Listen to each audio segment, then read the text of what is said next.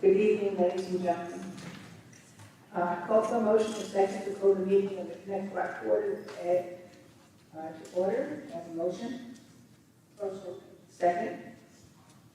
Second. All in favor? Aye. Motion so carried.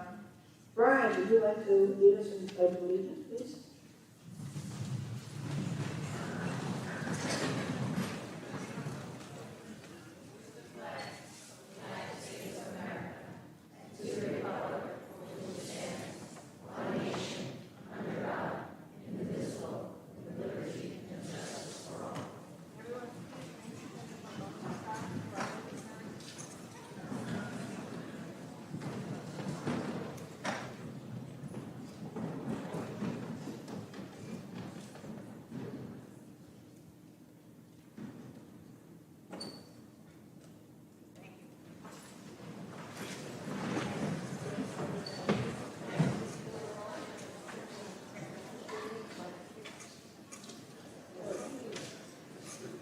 Ms. Kennedy.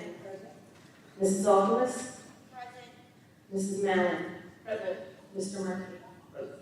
Mrs. Napolitano Furlong. Dr. Adams. Adams. Present. Mr. Coley Hart. Yes. Mr. Hauser. Present. Mrs. Poppy. Present. Mrs. Hutchinson. Present. Thank you. Need a motion and a second to approve the May 24th, 2022 board meeting? Motion? Second. Motion. All in favor? Aye. At this point, I'd like to pass the microphone over to Dr. Adams. We can introduce our guest for the evening.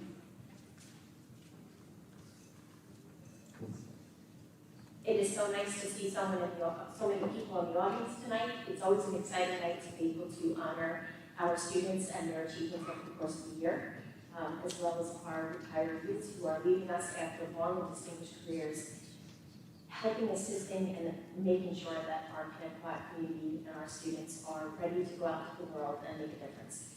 So please help me welcome, for our first set of recognitions, Mr. Vincent Malafronte, Director of Fine Arts and Music Education.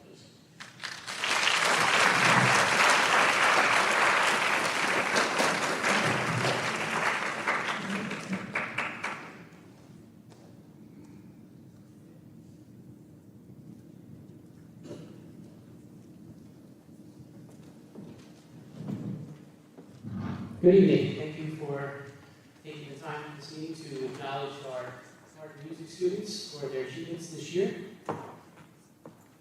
I'm first going to call up our representatives, students from the high school who got to go to Hershey Park and Six Flags for their Music in the Parks festivals. So if those students who are here representing those groups, when I call your name, please come up. For the Hershey Music Showcase Festival, we had our marching band at first place at the Superior Rating.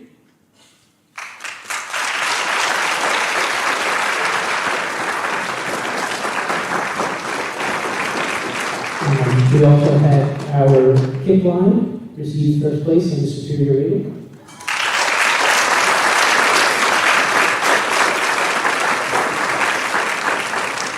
Along with the kick line, we had three members who were featured for their routine, Alyssa Wright, Maria Carter, and Isabella Fitzgerald.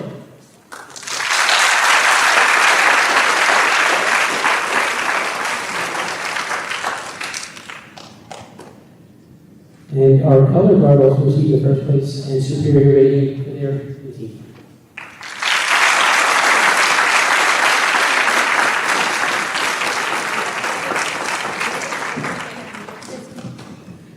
For Music in the Parks, we had our orchestra, string orchestra, with a superior rating in second place at the Music in the Parks.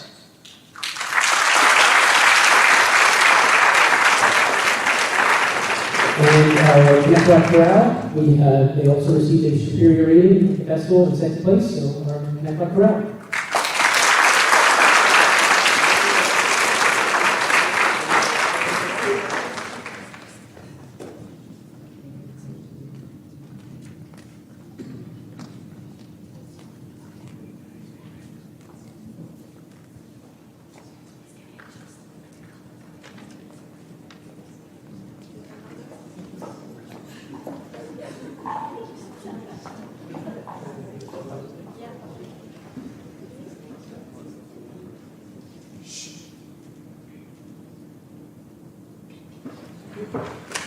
Congratulations.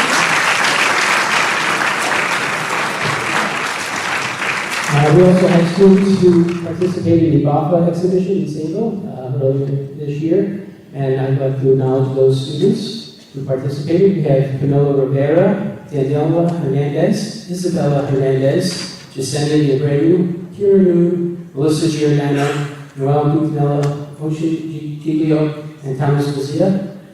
Thomas received third place in the printmaking category. Melissa received honorable mention in her ceramics, and Daniela received second place in her ceramics.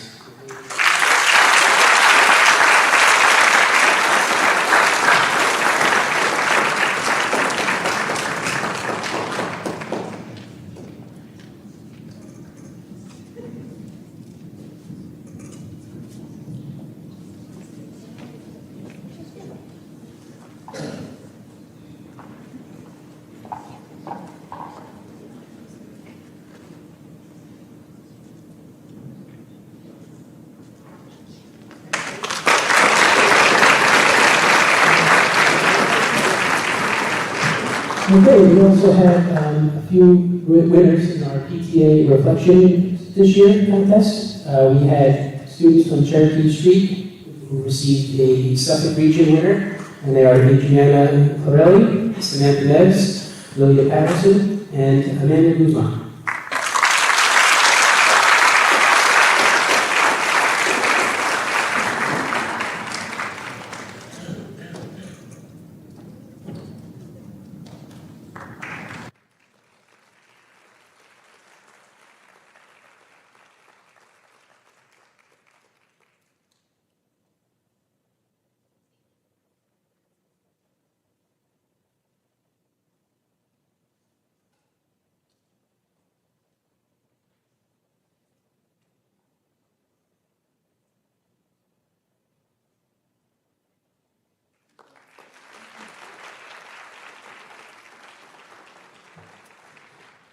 Yes, Adriana received her award in dance, Samantha in film, Lilia in literature, and Amanda in visual arts. We also had 2 high school winners for the Suffolk region, Joseph McGarty for his film and Melissa Giordano for her visual arts.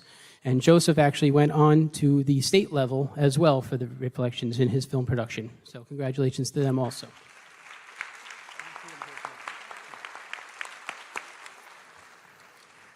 We also had some elementary students go to the NYSADA portfolio participants from John Pearl and Idlehour, and I would like to acknowledge those students who went. Eric Longo, Haley Caruana, Gia Tarani, and Paula Shvet, Michael Winter, Mackenzie Johnson, Adeline Tringali, and Phelan Dowd.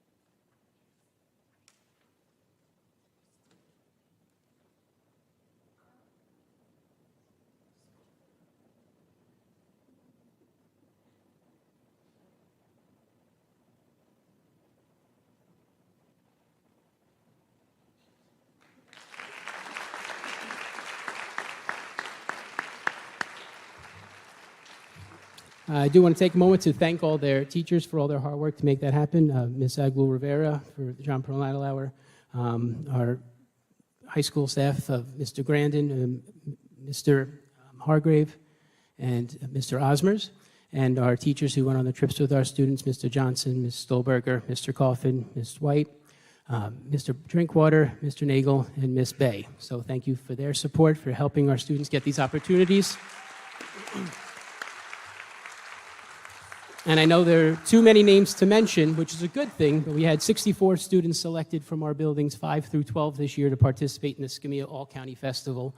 Their names will be listed on the website, and they will receive certificates for their participation in that as well, but we're very proud of them and look forward to seeing all their successes next year. So thank you very much.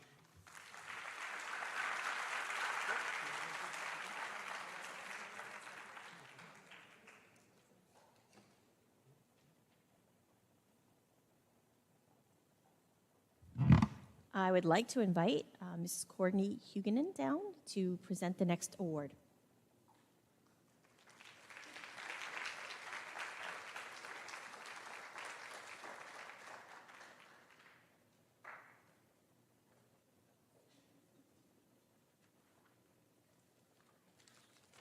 Hi, everyone.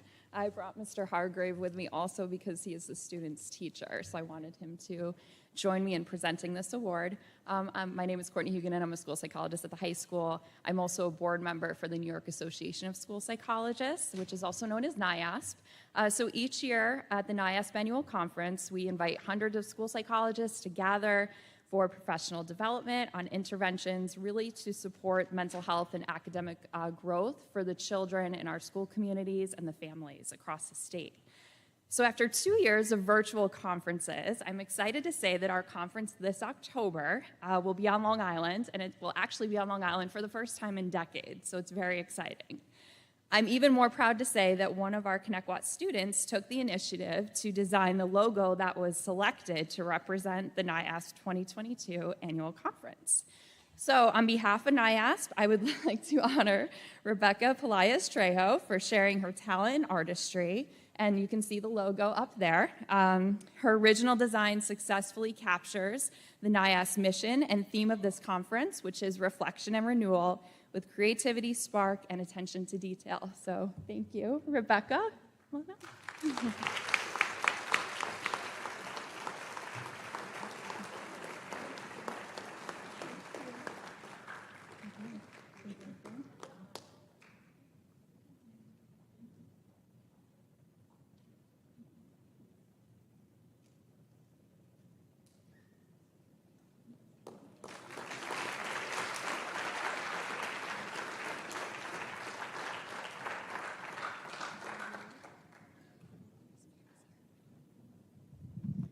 Dr. Losing?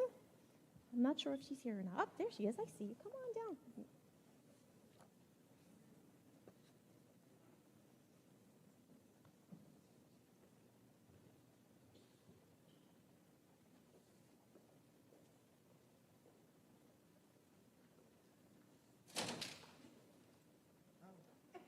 Thank you. Thank you. We're proud to announce that our science research teacher, Mr. John Halloran, was selected as a STEM star from the Long Island Science, Technology, Engineering, and Mathematics Education Leadership Association.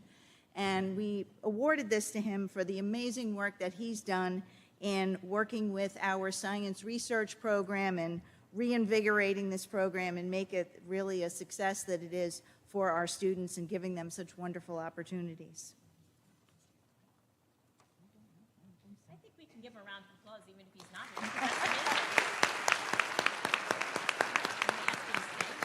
Do you want me to take that for him?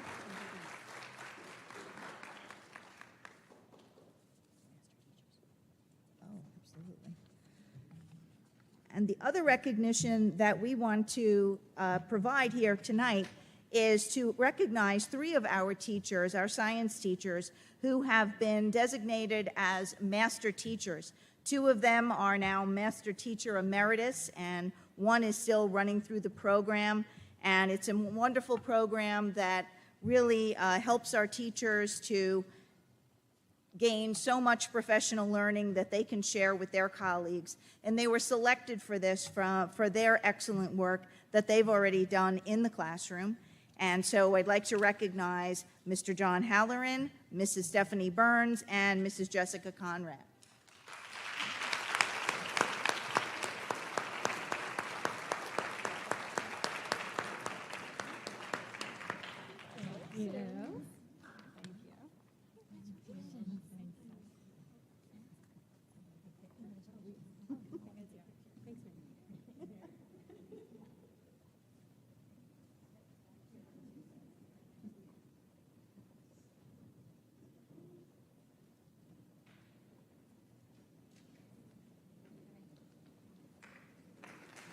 Any more?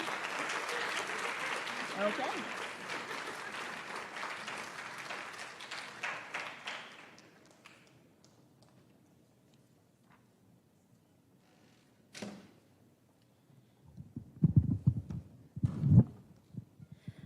So this is a little bit unusual. The award that I'm about to give out, the recognition, is not for someone who works for us, but the service that they did for one of our community residents is above and beyond. So I'm going to ask Mrs. Joanne Froberg to come on down, and the folks from Suffolk Transportation to come on down with me as I read a little bit of the description of why I'm recognizing Mr. Thomas D'Annunzio tonight.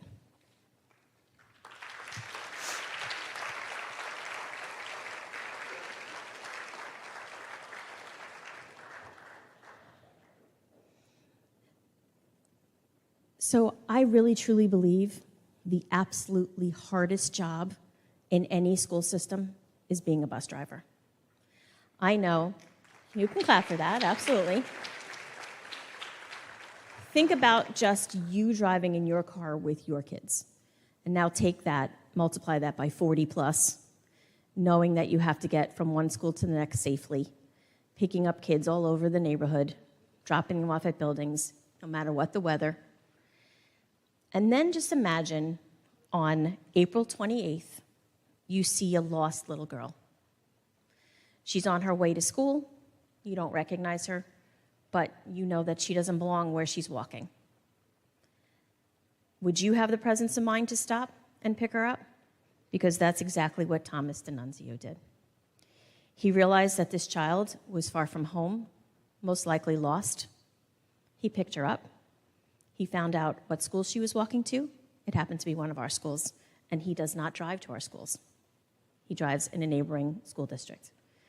But he had the foresight and the thoughtfulness to make sure that she got back to her school safely.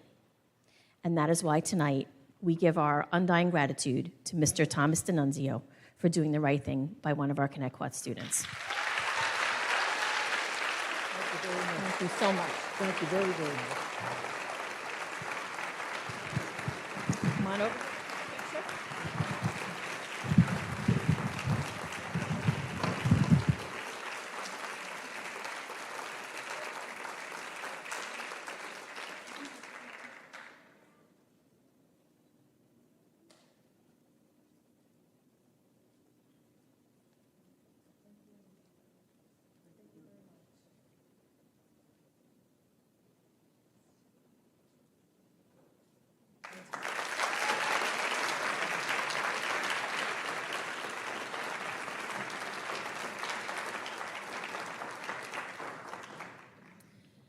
And last but not least, I'd like to invite Mr. Peter Mallory, Director of Health, Physical Education, Athletics, and Recreation, to come on down and give out the next round of certificates. Good evening, everyone. Thank you for having me tonight. I'm very excited to be here to kind of announce what was the exclamation point of a phenomenal spring season.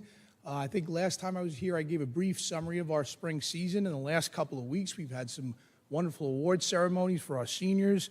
But certainly, this team and these coaches and the kids I'm about to bring up brought it all home, quite frankly. So without further ado, I'd like to invite Suffolk County Coach of the Year, boys track coach Shelby White, and his assistant Kristen Heischneider.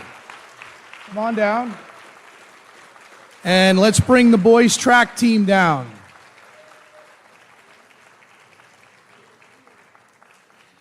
Walking down with our coaches is the Suffolk County champions.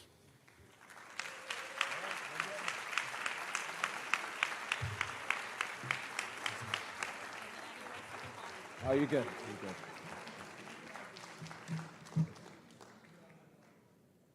Behave yourselves. It's an absolute honor to be up in front of you guys right now with these boys. My name is Shelby White, by the way. This is my assistant, Kristen Heischneider. And we are young coaches as far as experience-wise, but I can tell you right now, these guys have brought us all around the map to every single meet this year where coaches who have been coaching, there are several coaches this season in the county who are retiring with 30-plus year careers, who have come up to us and congratulated us and told us how much of an amazing job they think our boys have done and how much they've accomplished in such a short amount of time. And this is some of these seniors I've had the pleasure of having myself for the total of 4 years. I've only been here for 5. So I got to see these guys grow throughout their entire time here. And I can say this year in particular as well, it's tough. If I could sit here and tell you the whole roster that we finished with, it's a roster of 96 athletes. But keep in mind, this is a one-team varsity sport. There is no JV track here. So when you put that together, it's a lot of athletes, and we actually started with over 140. So to dwindle that down and give you this team that has done unsurmountable things. These guys this year in particular have not seen loss at all. They were 6-0 league champions in the spring. They were Class A county champions this year in the spring as well. Every invitational we went to, we brought home the first place trophy. We went to the freshman and sophomore county championships, to which we took home the first place trophy in both the freshman and the sophomore division. So when I say these guys have not seen loss, I truly mean it. Not a single loss under their belt this season. And they earned every second of it. Like I said, I can name off 96 names right now, but it's hard to wrangle up that many kids. But these guys in particular have done an absolutely amazing job, and yeah, we wouldn't have the accolades we had without them. We did, like Coach Mallory just said, or AD Mallory just said, we did end our season with an exclamation point. We just finished off at the New York State Championships this past weekend, Friday and Saturday, up at Cicero North Syracuse High School, where Jermaine Thompson, a junior on our team, was the county champion in the 200-meter dash with the fastest time in New York State.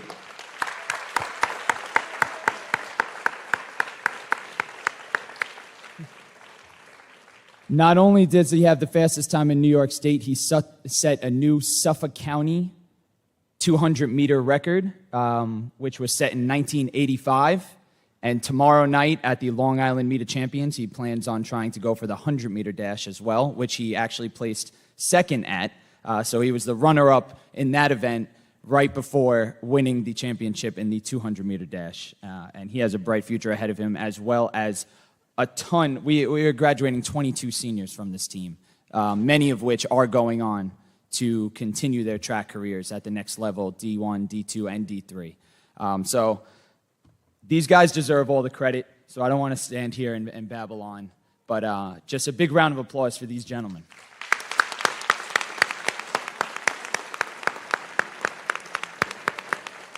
I do just want to say that this is only our second league championship undefeated season, and this is the first time the Connecticut boys track team has ever won a county championship in its entirety. So again, these boys deserve it all.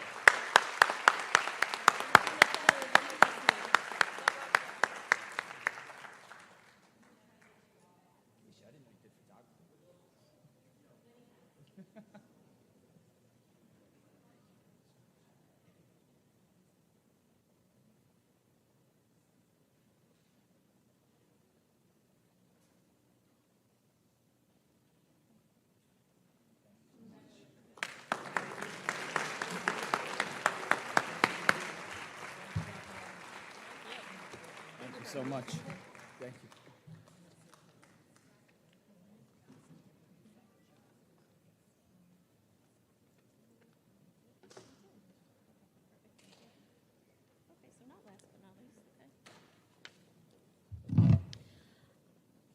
Although the students we're about to recognize have already received some accolades, I would like to introduce Cheryl Sosa, our Director of E&L World Languages, to speak about the sheer amount of students that we had be successful this year in achieving the seal of biliteracy.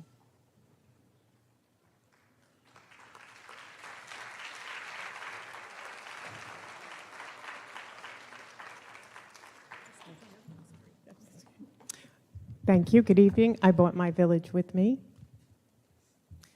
Okay, thank you for giving me the opportunity to speak tonight about some of the achievements and successes of our world language students. This year, we were able to reinstate the FLES program. Guys, come closer. This year, we were able to reinstate the FLES program for interested 3rd and 4th grade students throughout the district. There were over 440 students who participated in this program. I am delighted that in September, we will expand our program to include 5th graders as well. So thank you for that. The Lunch and Learn program offers our students the opportunity to learn about Spanish-speaking cultures and introduces them to language learning. We have amazing FLES teachers, Senor Bedell, Senora Rule, Senora Mendez Chicas, and Senora Lombardi. They inspire our students with lots of fun, learning, not only learning about language, but also about cultural practices and products. New York State enjoys a rich linguistic and cultural diversity. Statewide, our students speak over 200 languages. recognize the importance of this diversity, the New York State Legislature established in 2012 the New York State Seal of Biliteracy. This recognition is awarded by the Commissioner of Education to students achieving a high level of proficiency in 2 or more world languages, one being English. The seal is affixed to the student's diploma upon graduation. The New York State Seal of Biliteracy affirms the value of diversity in a multicultural society. It encourages the study of languages as well as prepares students with 21st century skills. This year, we have 85 students who have earned the New York State Seal of Biliteracy, 4 earning in multiple languages. Earning the seal requires students continue their language learning at the intermediate level, evidence proficiency in English, as well as completing an investigatory project in the target language. Students are required to select a topic under the guidance of their teachers, research the topic, culminating in a presentation to peers and teachers on the Seal of Biliteracy Committee. This year, our students selected a variety of amazing topics. Some among them are the role of art in society, the Holocaust, fascism, workers' rights, dance, music, fairy tales, and mental health. I had the privilege to sit in on most of the presentations and was so impressed with the quality of work our students produced. The value of being multilingual, right guys?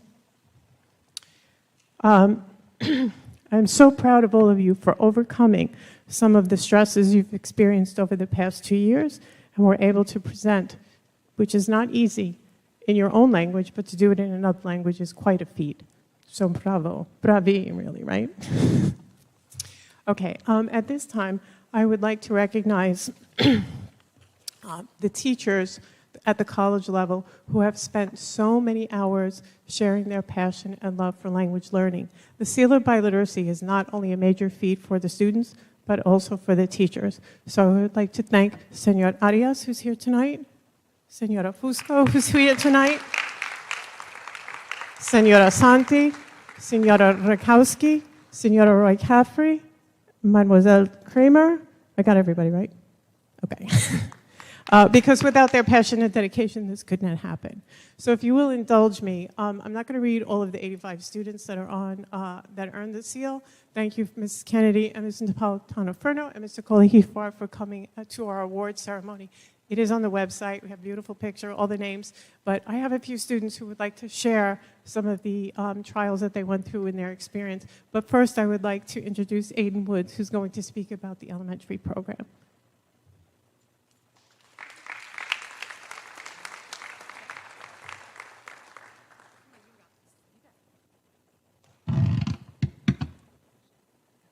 Hola, me llamo Aiden. I am a student from Cherokee Elementary School, and I participated in the Spanish program in 3rd and 5th grade.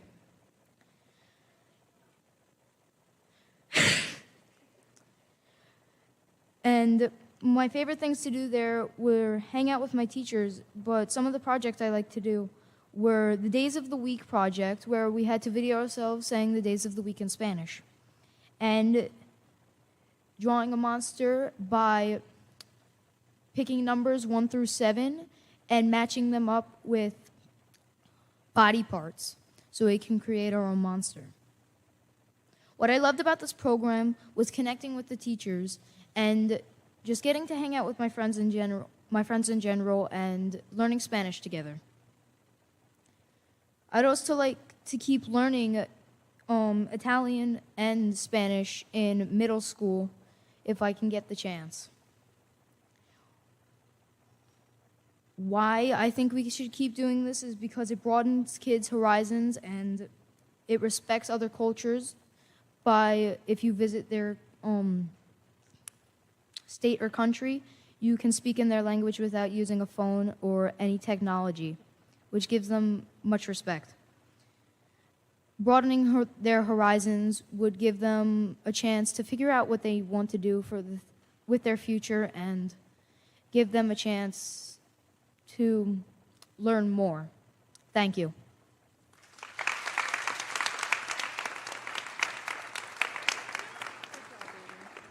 Thank you. Now, each student is going to come up and they promise to be brief, but I think it's really important to hear what they delved into because the content was not fluff. It was very deep content, and the kids came away with a tremendous learning curve. Okay, just step up and introduce yourself. All right? Buonasera. My name is Stacy Vilka. The Foreign Language Department has some of the most welcoming and generous teachers. Due to scheduling issues, I wasn't able to take college Italian. Instead of giving up on me, Mrs. Sosa, Mrs. Santi, and Mrs. Fusco found a way to allow me to take an Italian elective and to take the FEAL. For my FEAL, I conducted a research project about the influence of Giacomo Casanova. I was curious about the term Casanova and how it was used in present-day dialogue, songs, and books. And not only did it teach me my presentation skills, but it also taught me how to work independently, which is something that I need for college. Thank you, Mrs. Santi, for guiding me throughout this project and presentation.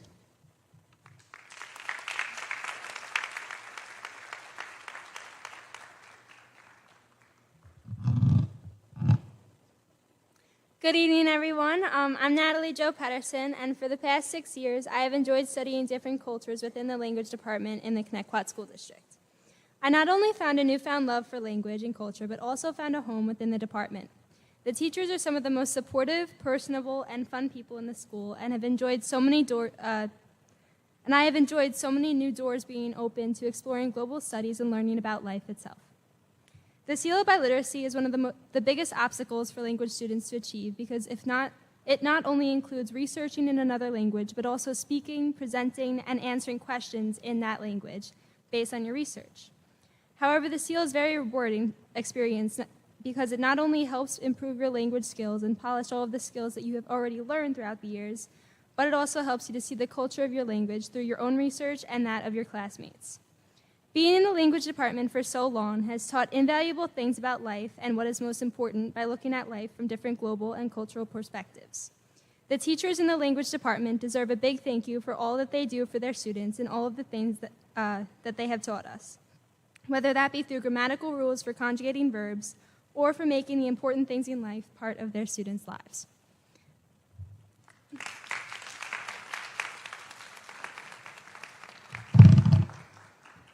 Buongiorno. My name is Danielle Ropelt. I earned my seal of biliteracy in Italian. I'm in the college course. I earned it in, I think, January. My project was based off of the Holocaust, and it was about a 3-month project. I had to find a few articles, all in Italian, some listening sources, and a visual source. So I had to also choose a piece of artwork. This project has helped me broaden my skills so much, but I didn't just do it alone. My teachers helped me so much, and I wouldn't be able to get to where I am today without them. And this seal has taught me so much, and it's really showed me how strong my love is for the language. And now, next year, when I go to college, I will be minoring in it.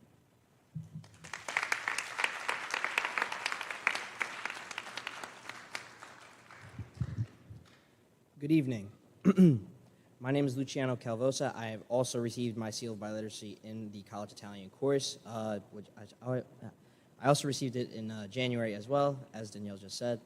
I based my project based on the beliefs of fascism and how the Italian people were able to express their true opinions through art, but when I was researching for my project, I did not find any specific pieces of art that related to fascism. There was an overall art movement called Novecento Italiano that basically expressed mixed feelings / emotions about how they took fascism. Some people were happy about fascism, and some people did not believe in it. But I'm very grateful for Ms. Fusco for helping me throughout the past couple of months, because without her, I would not be standing here in front of you, in front of the board tonight.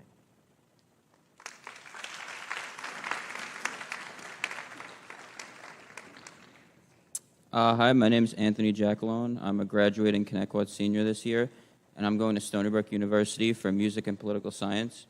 I can say confidently that in the 6 years that I've taken foreign language at Connecticut, I've become more overall well-rounded and competent as both a student and an individual. Coming to school and switching on a completely new part of my brain every day, even if just for 40 minutes, has provided me with an invaluable and unique skill set which will allow me to communicate with many more people in a diverse and increasingly more connected world. For me, learning the basics and fundamentals in middle school with Ms. Padovan, even up to the rigorous preparation with advanced vocabulary for the Seal of Biliteracy with Ms. Roy Caffrey, my experience in the Connecticut Foreign Language Department has been a significant challenge, but greatly rewarding. Committing to studying a work of art for the Seal Biliteracy project at such a deep level provided me with a unique learning experience and historical insight which I will not soon forget. I'm extremely grateful to the department as a whole, especially my teachers who have made such a commendable effort toward giving us students an education in foreign language that was both enjoyable and practically successful and useful.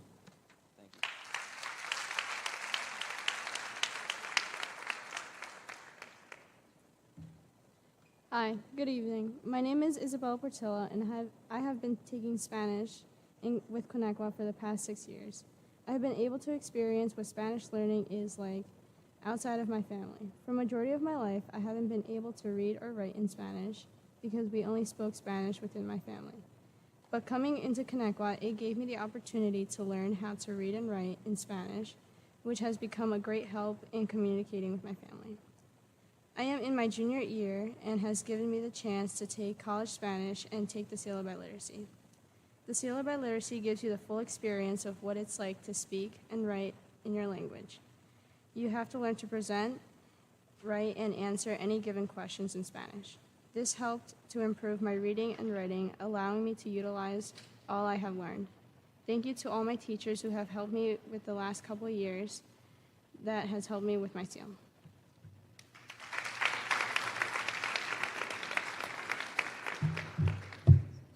Hi, my name is Dana Singh. I've attended Connecticut for the past 5 years. Throughout that time, I've had an amazing experience with my foreign language teachers. I enjoyed it so much that I took a second language as soon as I got to high school. I began taking French in 9th grade and never regretted it. French quickly became my favorite class because of who my teacher was. I always found languages interesting, and my teachers made learning them so much fun. I know that I will benefit greatly from the time I've put into learning these languages. Many of us will be able to go out into the real world and be able to seal biliteracy. This allowed us to use what we learned and give us recognition for the work we've put in for the past several years. My time with Connecticut Foreign Language Department has been such a pleasure and rewarding experience. Thank you.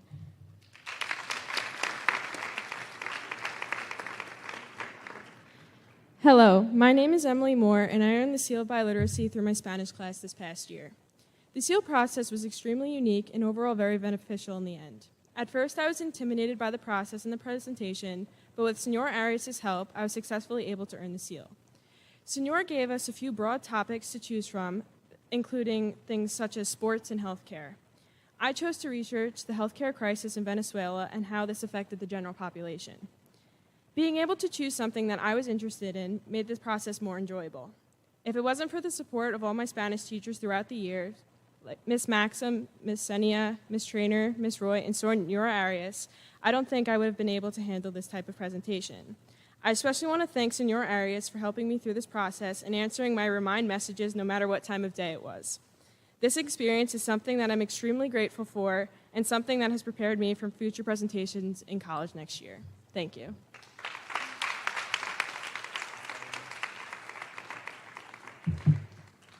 Hi, my name is Lauren Murphy, and I earned the Seal of Biliteracy in my Spanish class. When I first heard about the Seal, I was dreading every part of it, getting overwhelmed with the amount of work that I would soon have in front of me.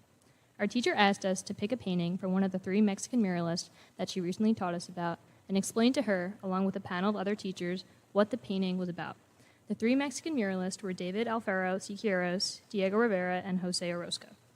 We weren't allowed to read from our slides, which added another level of difficulty. My painting was called La Llegada de Cortés, or The Arrival of Cortés, and showed the mass change that the conquistadors and the Spanish brought to the Aztec Empire when they arrived.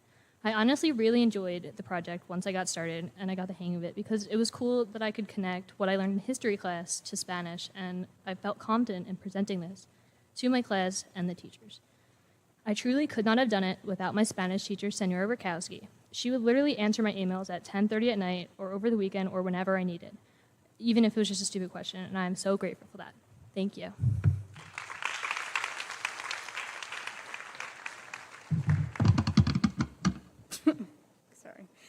Hi, my name is Bella Haran. This year, my classmates and I that had college Spanish were asked to take on the task of the seal by literacy.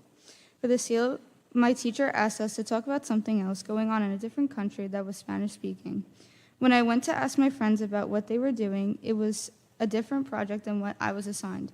My teacher gave us more freedom in a topic for us to pick for our project. I chose to talk about online learning abroad. I decided to research about Cuba and Mexico and how they learned compared to how people in America did. Doing this, my project made me come to more of a realization of how good we had it during online learning and COVID compared to how other countries like Mexico and Cuba had it. I thought I was going to be overwhelmed by this project, but my teacher was very involved in helping us and making sure it wasn't just thrown at us to do. He gave it to us little by little, which honestly helped me get this done in a way that I wouldn't give all my effort. Even to the day of me presenting, my teacher had helped me when I had blinked out, and he took me outside to the class to talk to me and told me I could just go tomorrow. I then came back for the next day ready to present and go through my presentation. Thank you to Senor for pushing me through and making me know that it's okay to fail and keep trying for the next day. I'm so thankful for having a teacher like you.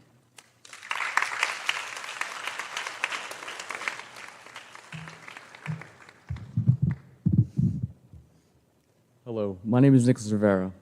Since 7th grade, I've had the privilege to pursue learning a new language. I chose Spanish because my grandparents are all from Puerto Rico, and my parents were always able to speak Spanish fluently. I'm proud to say pursuing Spanish has been one of the greatest decisions I have made. In my first few years of Spanish, I learned how to conjugate, order food at a restaurant, and hold simple conversations. As I got into advanced Spanish, I learned how to conjugate different tenses of words and cultures in South America. Upon entering my senior year, I knew that I had to present a project in order to get this thing called the seal by literacy. When it was initially explained to me, I assumed it would be a typical research project, but I was quickly proven wrong. My class was tasked with choosing a painting by these 3 monumental Mexican artists. I never even heard of any of them, and only decided to pick the guy who shared the same last name as me, Diego Rivera. Diego Rivera was a controversial painter who was never afraid to speak his mind and express himself constantly through his work.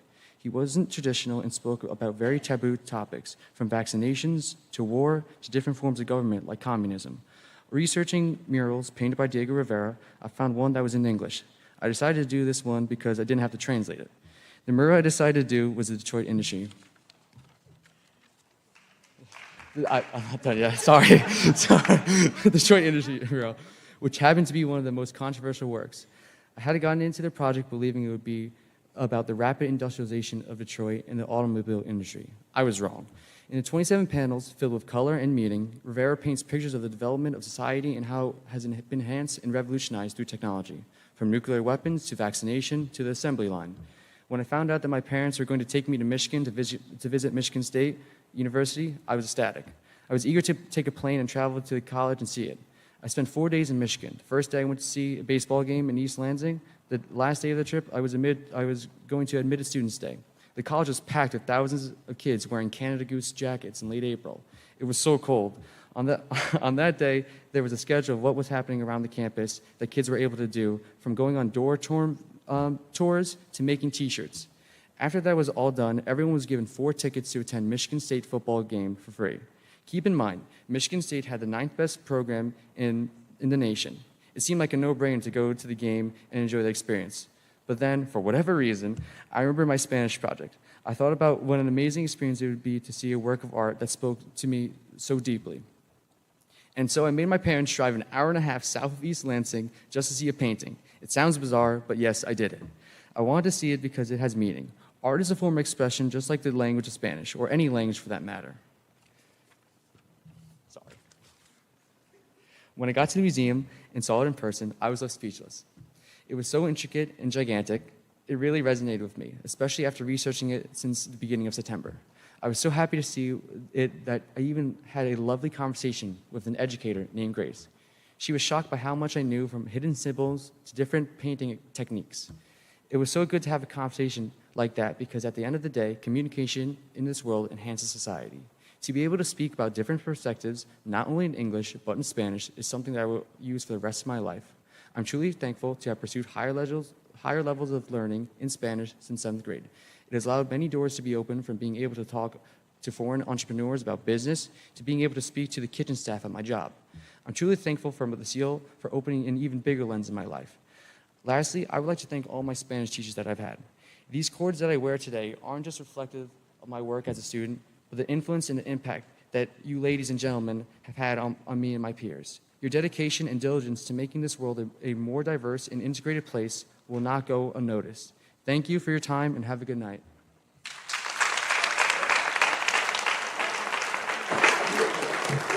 Thank you so much for indulging us with the time. These kids did amazing work. Thank you.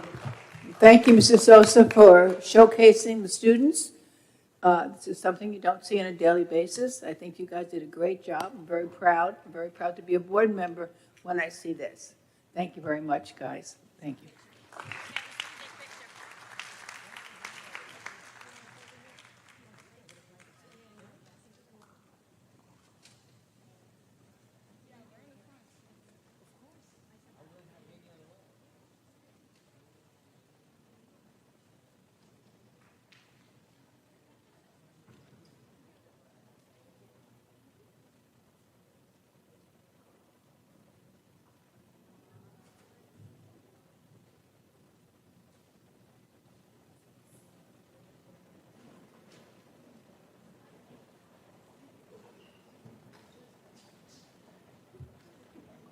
Now I lost Mr. Kolahifar. There he is. Okay. Our final presentation of tonight, please let me introduce Mr. Reza Kolahifar. Good evening, Board Trustees, Superintendent Adams. Tonight, it's impressive what all these students that we saw today can do. But with that comes much support from their teachers, the principals, the custodians, the food service workers, and many other aspects of the employment here in Connecticut. Today, what we would like to do is we would like to honor those of us, I say those of us like I'm retiring, I'm not, those of them who are retiring as the retiring class of 2022. There are many of them here tonight. So when I call your name, if you would please come down. And afterwards, we have a little celebration with cake. Because I was in charge of the cake, I picked chocolate. So if you're allergic, I apologize. But I appreciate chocolate. yeah. So our first retiree that I'd like to honor is an aide. Her name is Diane Reyes. Diane, if you're here, can you please come down? What's that? We have them up there. Diane is an aide at John Pearl, and she will be retiring at the end of this year. Congratulations. Take me with you.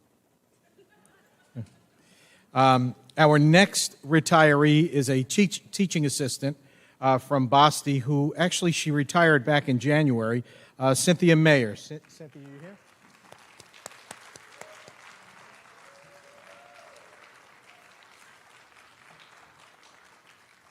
Cynthia, congratulations.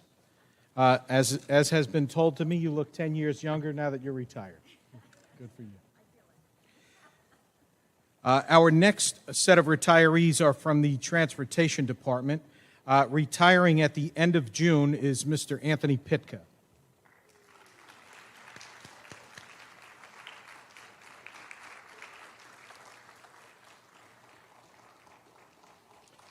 A fellow retiree from the Transportation Department, he did retire back in February, is Mr. Robert Erdman. Congratulations.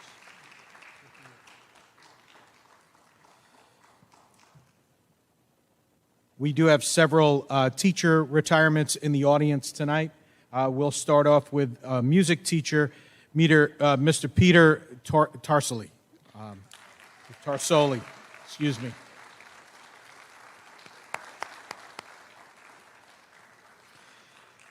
Our next teacher is an elementary teacher from Boston, retiring at the end of this year, Miss Marianne Nordland.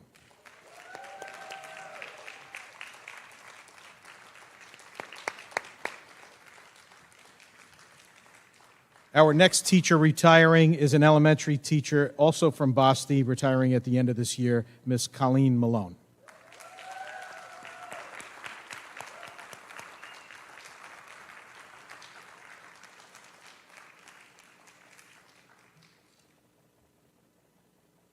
And with us tonight are 4 of our 5 administrative retirements. I will announce each of them separately. It's Ms. Suzanne White, principal at John Pearl Elementary.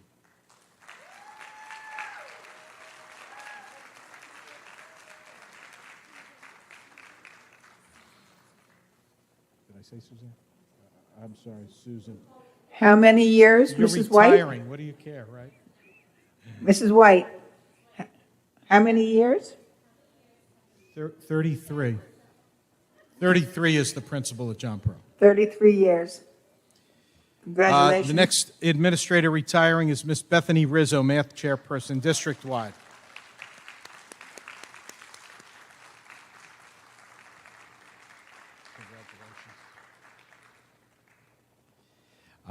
Retiring is the STEM chairperson, district-wide, is Dr. Mary Losing.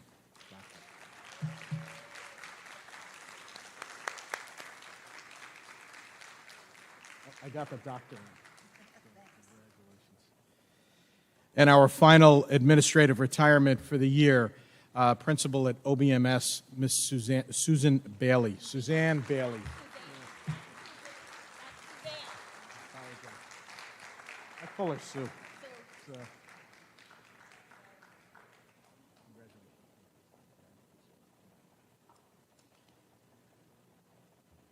I don't believe there are any other retirees in the audience, are there? Oh, I'm sorry, Liz Whitson, you're here. I apologize. Yeah. It's up in my... Connecticut is a special place, but it's special because of the people. You have all been here. You've given us hundreds of years of service collectively, and I cannot thank you enough for the lives that you have touched, because you have changed lives, every single one of you, whether it was with the smile in the morning when you greeted them at the bus, or the detention that you gave them for being rude, and that made them change their life. You have all touched thousands of students, and I cannot thank you enough from the bottom of our heart for what you have done for Connecticut. Enjoy your next chapter.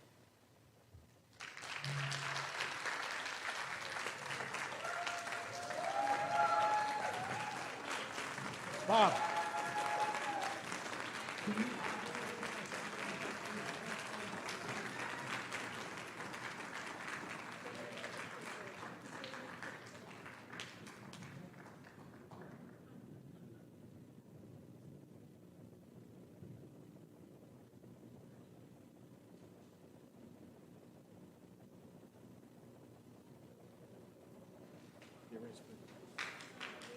There have been many other retirees that I would like to honor as well. I would like the board to honor. And there is a short, I think it's like a 4-minute video that I would like to show before we break for cake. So retirees, please don't leave. I know you want to rush out of here, but we do have cake for you. And as I said, there is a short video. So Christina, if you could play that video, that would be great. Thank you.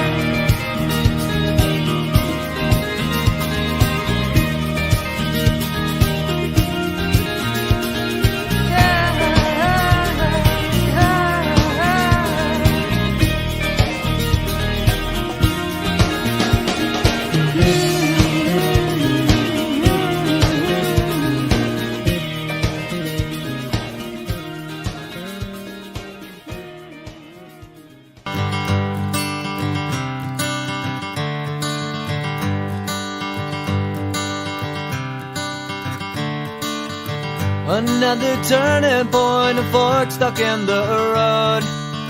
Time grabs you by the wrist, directs you where to go. So make the best of this test and don't ask why.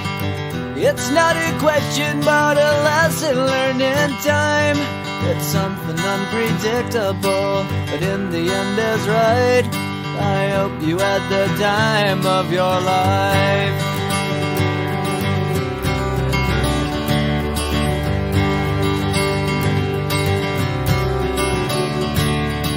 So take the photographs and still frames in your mind, hanging on a shelf in good health and good time.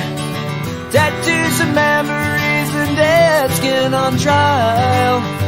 For what it's worth, it was worth all the while. It's something unpredictable, but in the end is right. I hope you had the time of your life.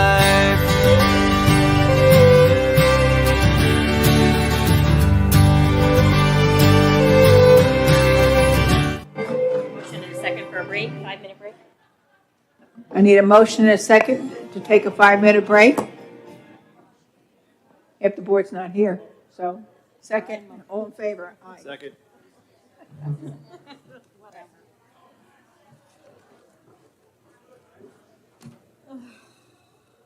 So,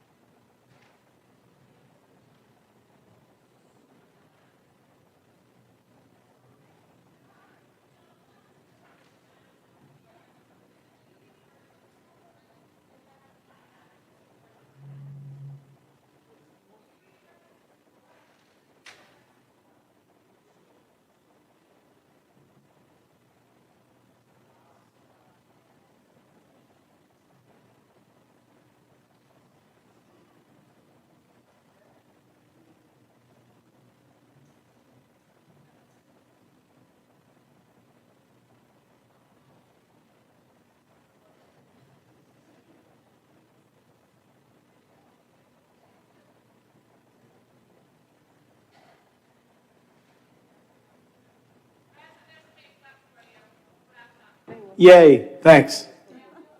Doreen's taking it back. I'm going to have a feast in the office tomorrow.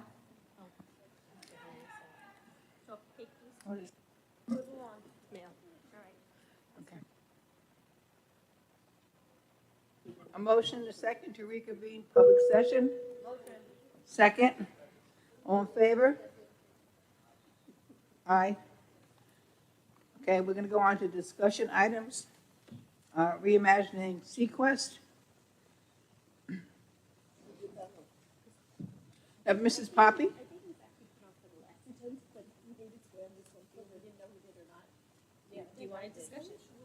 Well, Mrs. Poppy knows all about it. Yeah, I put it on and just for Ms. Poppy to discuss.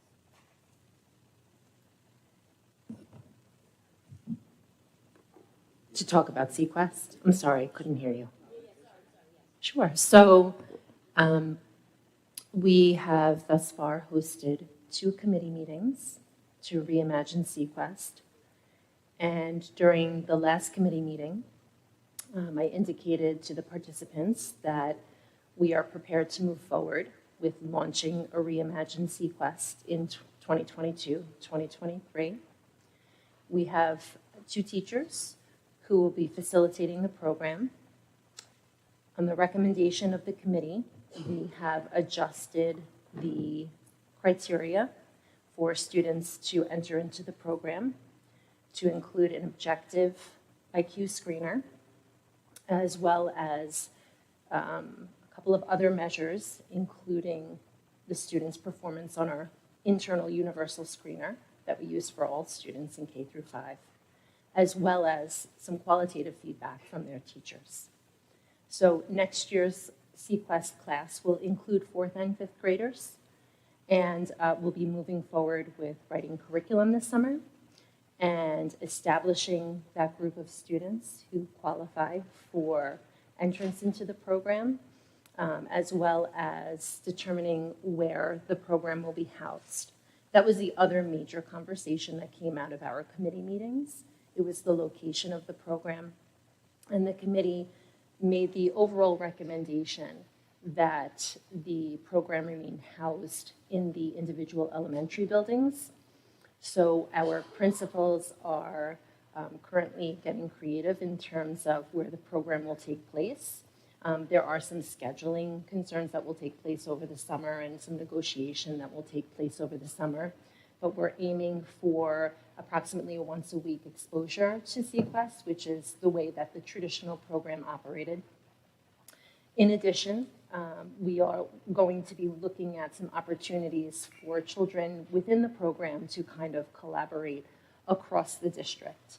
One of the items of feedback that was particularly interesting from the committee was that parents of children in the smaller elementary buildings were eager for their kids to have opportunities to interact with like-minded children across the school district.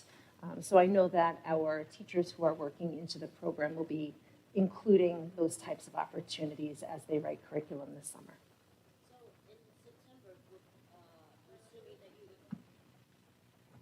So in September, I'm assuming that you'll be hitting the ground running. So would a letter go home to parents, I'm assuming 4th and 5th grade, and say, do you have an interest in Sequest? Here are the steps would be taken in order to be accepted or not accepted into the program. So that, I'm assuming that letter would probably go out in September? That's correct. At this time, I had written a letter to parents of students in current grades 3 and 4 to indicate that we would be conducting the IQ screener this June. And so the next steps would be a letter home in September once we determine the enrollment. The program and essentially reignite it in our schools. Oh, so you're starting the screening in June, this June? The IQ screening process, Wow. Okay. yes. And now this is obviously opt-in or opt-out, if a parent Correct. chooses to. Okay. Absolutely. So there'll be some notification once the determinations have been made for student candidacy, and then we'll kind of take it from there. You know, there is traditionally a set of, you know, expectations and a set of information that is communicated to parents. We want, obviously, for that to be able to happen. There will be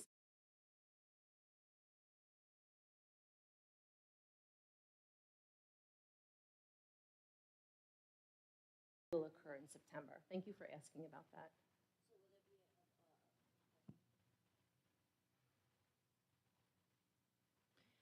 The teachers who are facilitating the program will certainly be writing the curriculum over the summer. I know they have some project-based ideas in mind already, and they're continuing to think about, how to facilitate the program and what's in the best interest of the students, providing them with new exposures to curricular material that's going to challenge them in ways that are different from their regular educational experience. So usually it's like fun and creative.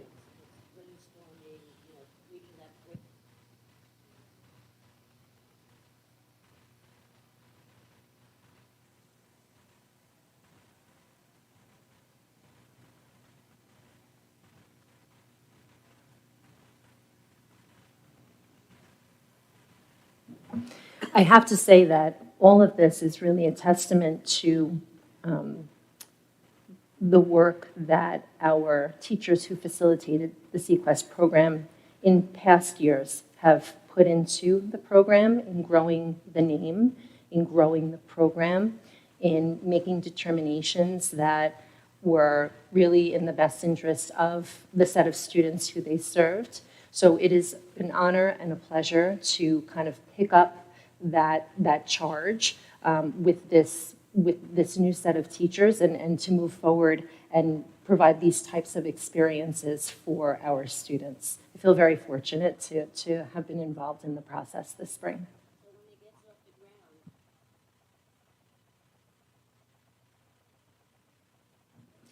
Absolutely, 100%. We're going to be inviting the board in. We'll also do some nice promotions on the district's website and social media platforms. I'm sorry, what was the last question? I couldn't, I'm sorry. I couldn't.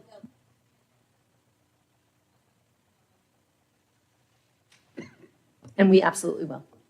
And Mylan, they're doing it, and they're hopefully doing it in all the elementary schools rather than busing them to one. I actually have a question about that. Is that set in stone? Because I almost see it as a benefit to those students to be with other students from other schools together, as opposed to taking the 4 or 5 from each school and just having them together once a day. Like, they would get so much more from each other having had it the way it was, like housing them all together in one school. Is that set in stone? So the recommendation of the committee was to bring the program into the individual elementary buildings. And look, I think there are pros and cons in both kind of scenarios. We received some feedback that students experienced some discomfort in being kind of extricated from their home building and having the Sequest experience in another building. That was a challenge for some students historically, but I will say that I think that the curricular pieces that I just spoke about with Mrs. Augelis regarding opportunities for these students to connect through the program will take place, and I think should kind of give some of the opportunities for kids to interact with one another that you're describing. So it is set in stone. It's not it's happening definitely at the individual schools. And there's one other piece. So that's what we are planning for right now. However, there is a component of this that is going to be determined by enrollment, right? You use the numbers 4 and 5, right? And so we really do have to look at the number of students in each building that demonstrate their candidacy through those multiple measures that I described earlier, and then potentially make adjustments if we have an enrollment that wouldn't be beneficial to this type of program, right? We recognize the need to have a number of students who are able to interact, and if the number is minimal in especially some of our smaller buildings, then we can reevaluate it and kind of take some steps in order to assuage that concern. Right, because I feel like the homeschool teacher will still face the challenges of the child not being in the class. But I think that having them in the homeschool, maybe the teacher will be like, oh, just let little Johnny take the math test real quick before he goes down. Where as opposed to if they're bused to a program, they're bused to the program and then they get the full benefit of the program. That's just my opinion. You know, there might not be enough students to fill up each school. That's when I think they're going to put them together, especially the first year going back. Right, that's what Christina was just So saying. if there's 2 or 3 sites, it's still a change, I think. We definitely have to look at the pool of candidates first and make some determination based off of those numbers. So we'll be doing that work. We'll be engaging with that work. It's exciting work. I know that the teachers who are facilitating the program are really very much looking forward to helping and providing input for those types of decisions as well. Well, I'm happy it's back, and thank you for your work and the committee.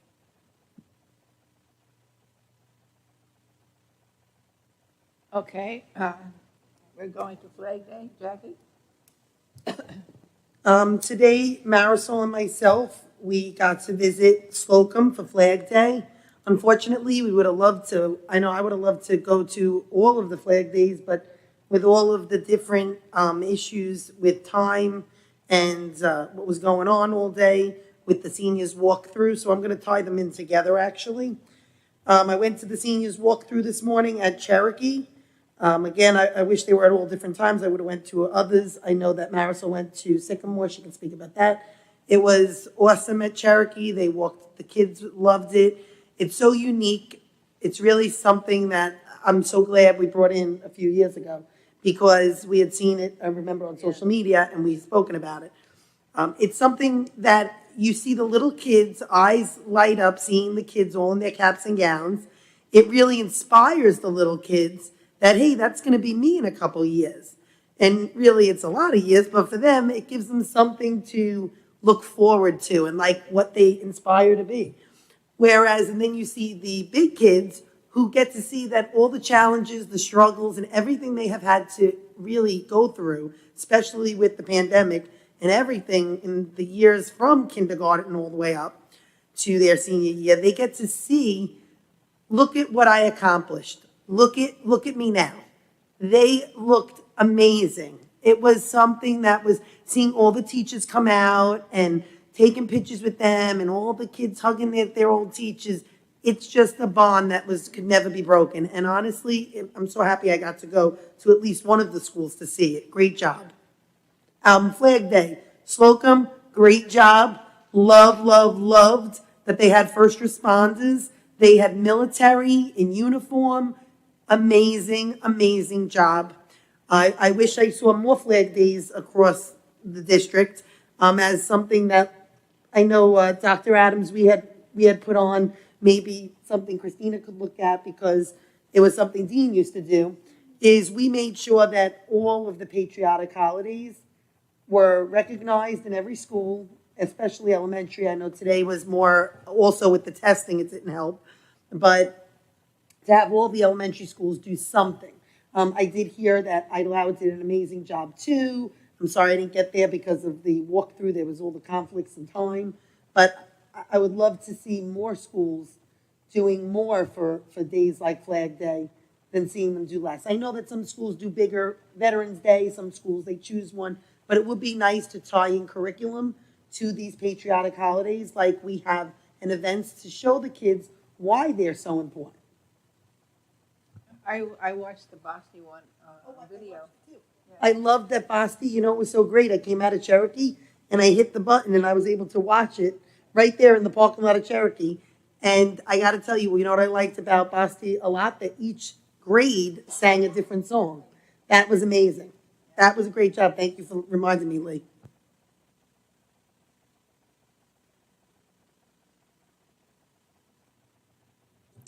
Sure, I'll speak of the Sycamore walkthrough. So that one was emotional for me as my son was part of one of the graduates walking through his elementary school. But like Jackie said, to see the look of accomplishment and pride on their faces was amazing. They were high-fiving the students, hugging the teachers, explaining to them what they were going to do next, where they were going to go to school, where they got a job, what BOCES certificate they got. It was just amazing to watch, and just the pride on their faces and the smiles. It really is such a great event for all these students. So it's nice to see that things are coming back. You know, my daughter was 2020, so they missed the graduation. Well, they did the drive-by graduation, but the prom.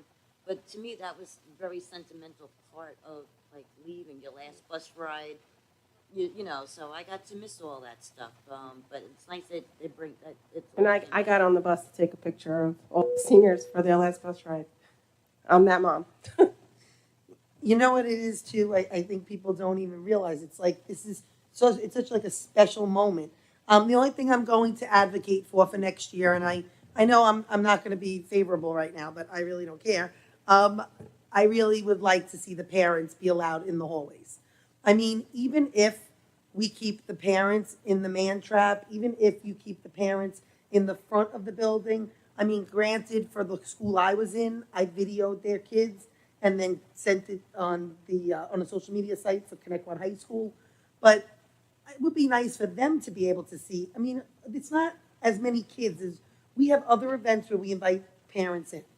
So I don't see a reason why we can't have the seniors' parents line one hallway and like be able to look. I'm not saying they could like walk around the school with the kids and everything, but be able to see, which is what I did. I stood in the front, videoed, and then I walked down one hallway so that when they came around the horseshoe, I could video them coming at me. Why would not let the parents see their kids, even if they stand at the gym, like say for Cherokee, I'm using the gym, and the kids are coming at them, they get to video and see their kids. I mean, it's important to have the parents involved and their loved ones involved too. Important for the little kids, important for the big kids. It's also important for that. I felt bad that they were standing outside. I wasn't a fan of that. Jackie, if I may, to your point, our incredible IT team was on site in all 7 of our elementary schools for the senior walkthrough today, and they are polishing off a compilation video of the students, and so we will be sending that out through the high school to the parents of seniors so that they're able to see what the interior experience was like. We made the decision to universally have parents outside of the buildings today for safety and security concerns, just to manage from a managerial standpoint with a number of our buildings did have Flag Day ceremonies that were scheduled on top of a safe and secure way. Well, I absolutely love the idea that you guys did that, so thank you. And could you please send that link also to the board? I would love to see that. But I'm going to make this pretty much another advocating moment. I never want to see Flag Day the same day as the senior walkthrough again.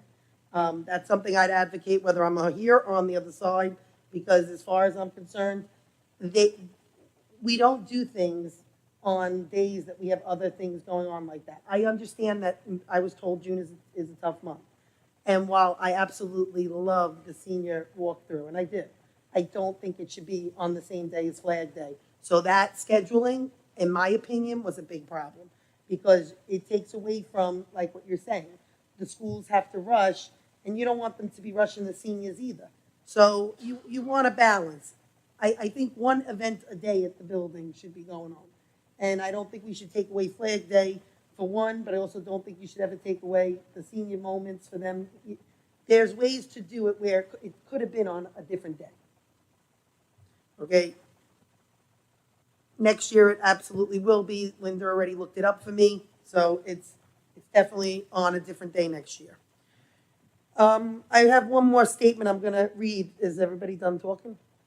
Okay. All right, so in light of my favorite word, transparency, I'm going to give the district some transparency. An update on our negotiations. The CTA leadership has indicated that the next time they are available to meet with the district is in September of 2022. I wanted to share this in order to keep the community informed of the status of the teachers' negotiations for purposes of transparency. I just wanted to give the community transparency so that they understand what's going on, since we do have people questioning what's going on. We can only meet when we're given dates that are able to meet. Our schedule is open. The board has even stated we are willing to come to the table. We all heard that at a meeting that I was here, and I said that, and other board members, the board as a whole stated we were fine with that. I just wanted to make sure that the district was aware. We will be negotiating again, but they did not give us any dates until September of 2022.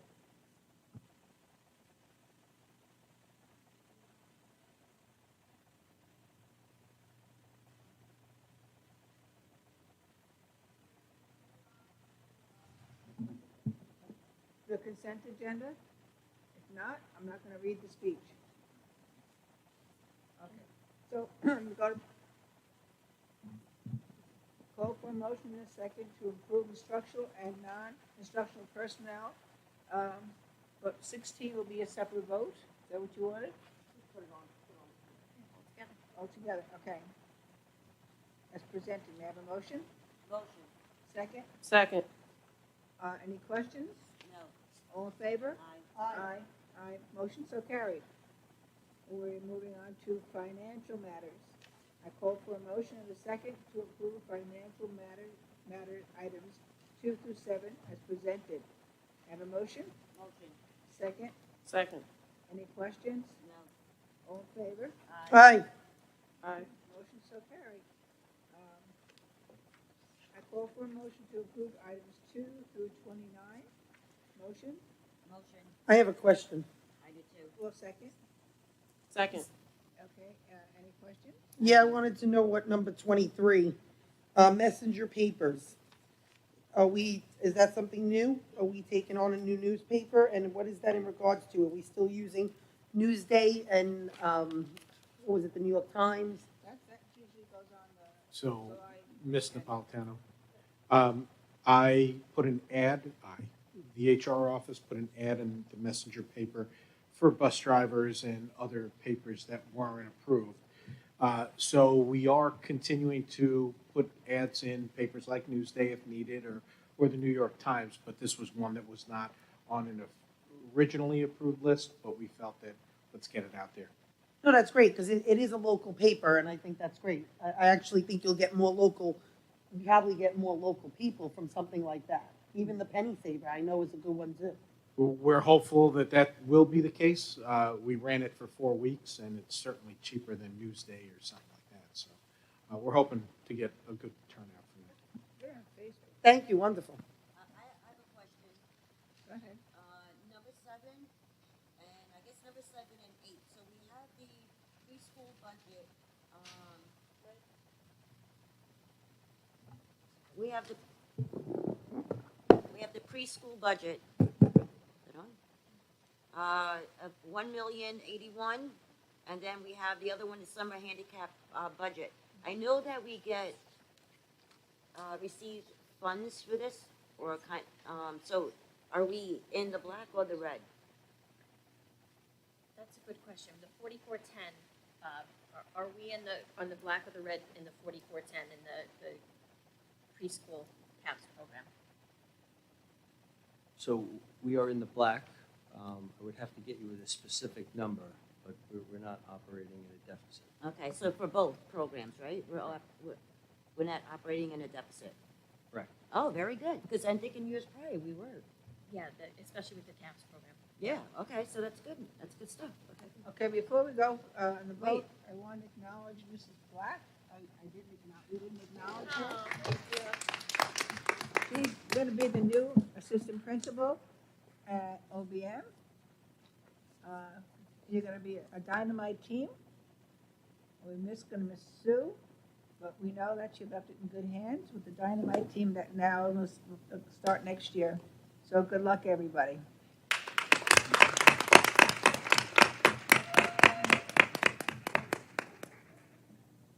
Okay, so now I need a Hold on, I have a question. Okay, what number? Number 5. Can somebody explain that to me, please? Contract service agreement, GB language.